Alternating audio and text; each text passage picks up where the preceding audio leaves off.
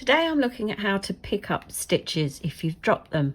So here I'm working across and lo and behold there is a dropped stitch. So what I would do is just keep everything nice and still, grab a crochet hook that's slightly smaller than your needle size that you're using, and if you can, grab that stitch. Now you might find you can't grab it, it just disappears into the knitting. So if that happens, just grab the one underneath like I'm doing there.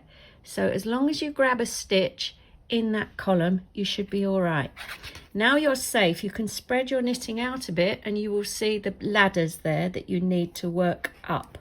So if I put this down, I take my crochet hook and I grab that next ladder, pull it through my stitch.